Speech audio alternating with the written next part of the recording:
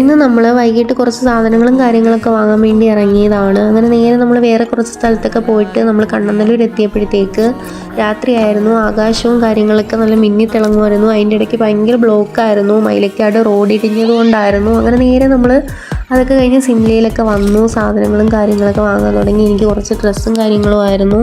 അതും വാങ്ങിച്ച് വേറെ കുറച്ച് സാധനങ്ങളൊക്കെ വാങ്ങിച്ചിട്ട് നേരെ ബില്ലടിക്കാൻ വേണ്ടി വെയിറ്റ് ചെയ്തു. അങ്ങനെ ബില്ലും കാര്യങ്ങളൊക്കെ അടിച്ച് നമ്മൾ താഴോട്ട് വന്നപ്പോഴാണ് അവിടെ ക്രിസ്മസിൻ്റെ ഐറ്റവും കാര്യങ്ങളൊക്കെ ഇരിക്കുന്നു. അപ്പോൾ മുകളിൽ നിന്ന് കാണാൻ നല്ല ഭംഗിയുണ്ടായിരുന്നു. അങ്ങനെ ഞാനും ഒന്ന് നോക്കി, പക്ഷെ നമ്മളൊന്നും എടുത്തില്ല.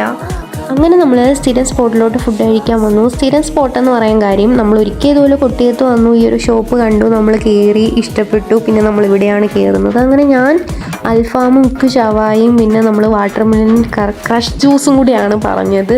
മൂന്നും അടിപൊളിയായിരുന്നു. ഒരു ഷോപ്പിൽ ഫുഡിന് പോലെ പ്രധാനമാണ് അവിടുത്തെ സർവീസ്. ഇവിടെ രണ്ടും അടിപൊളിയാണ്. അപ്പം ഈ ലൊക്കേഷൻ വരുന്നതെന്ന് വെച്ചാൽ ബ്രദേഴ്സ്, അതായത് കൊട്ടിയം ബ്രദേഴ്സിൻ്റെ ഓപ്പോസിറ്റ് വരുന്ന ഒരു ഷോപ്പാണ്.